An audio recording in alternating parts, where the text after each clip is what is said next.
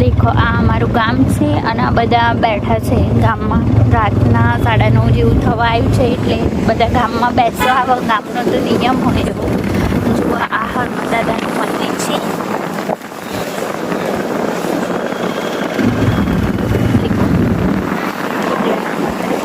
અને આ મહાદેવનું મંદિર છે, દેખાય છે જુઓ ગાઈસ. અને પેલું મેરડીમાનું મંદિર છે.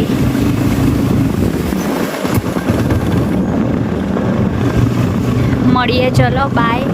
ઇન્જેક્શન આપી દઈએ, જતાં હું તમને બધું બતાવીશ. મળીએ, બાય. મહાકાળી માનું મંદિર છે અહીંયા જુઓ આ. અને પેલું રામજી મંદિર છે અને નવી વાડી છે ત્યાં.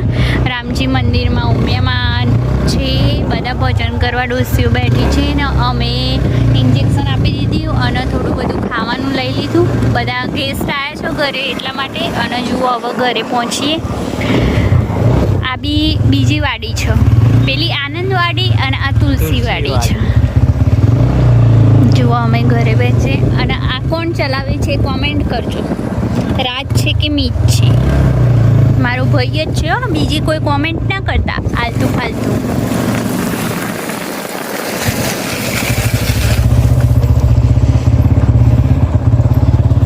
જો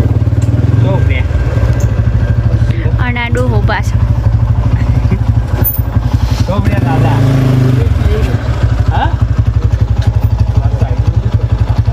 તબિયત પાણી કેવું? સારું? કમ્પ્લીટ?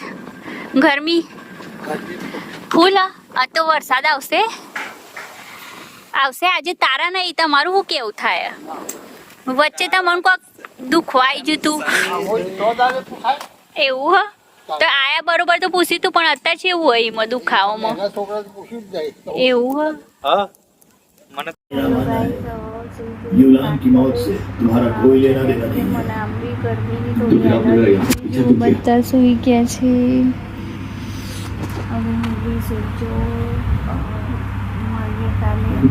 वैसे तो हम मार्शल आर्टिस्ट को जोश में आकर कुछ नहीं करना चाहिए, पर हमें जिम्मेदारी लेनी पड़ती है.